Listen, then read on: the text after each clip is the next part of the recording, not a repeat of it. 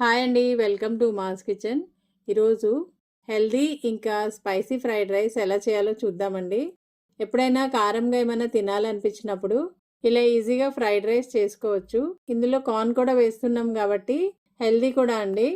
ముందుగా స్టవ్ వెలిగించుకుని స్టవ్ పైన ఒక కడాయి పెట్టుకుని అందులో ఆయిల్ వేసుకోవాలి.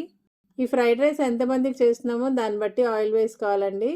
ఆయిల్ వేడయ్యాక సన్నగా తరిగిన వెల్లుల్లి 1 టేబుల్ స్పూన్ వరకు వేసుకోవాలి.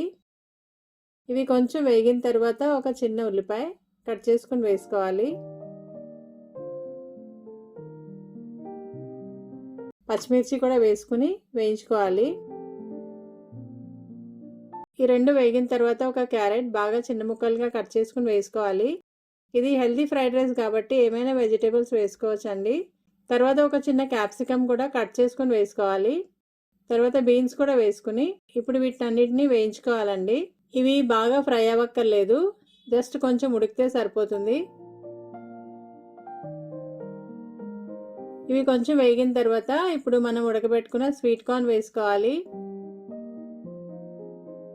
వీటికి కొలతలేమి ఉండవండి, మనం చేసే ఫ్రైడ్ రైస్ని బట్టి, అంటే మనం ఎంత క్వాంటిటీలో ఫ్రైడ్ రైస్ చేస్తామో దాన్ని బట్టి వెజిటేబుల్స్ ఇంకా స్వీట్ కార్న్ వేసుకోవాలి.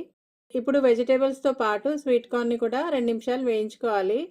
చూడండి, ఇవి ఇంతవరకు వేగిన తర్వాత ఇప్పుడు రైస్ వేసుకోవాలి. ఇది అప్పటికప్పుడు వండిన రైస్ అయినా వేసుకోవచ్చండి, లేకపోతే మిగిలిపోయిన రైస్ అయినా వేసుకోవచ్చు. ఇప్పుడు మొత్తం ఒకసారి కలుపుకోవాలి. ఇలా ఫ్రై చేసేటప్పుడు స్టవ్ని హై ఫ్లేమ్లో పెట్టుకోవాలండి. ఫ్లేమ్ని హైలో పెట్టుకుంటే దీని టేస్ట్ చాలా మారుతుందండి. ఇప్పుడు మొత్తం అంతా కలిసిపోయిన తర్వాత కొంచెం మిరియాల పొడి, కొంచెం గరం మసాలా, రైస్కి తగినంత సాల్ట్ వేసుకుని మొత్తం ఒకసారి కలుపుకోవాలి.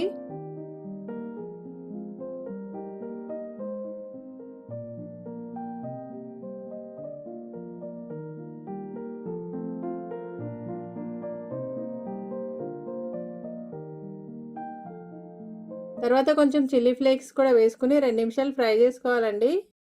ఈ చిల్లీ ఫ్లేక్స్ మాత్రం మనం తినే కారాన్ని బట్టి వేసుకోవాలి. 2 నిమిషాలు మొత్తం ఫ్రై అయిన తర్వాత లాస్ట్లో కొత్తిమీర వేసుకుని ఒకసారి మొత్తం కలుపుకోవాలి.